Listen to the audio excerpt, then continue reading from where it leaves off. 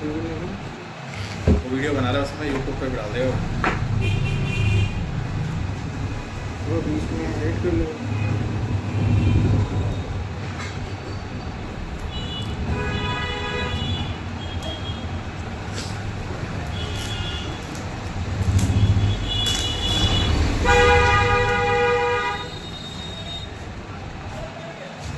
उसको दिखाना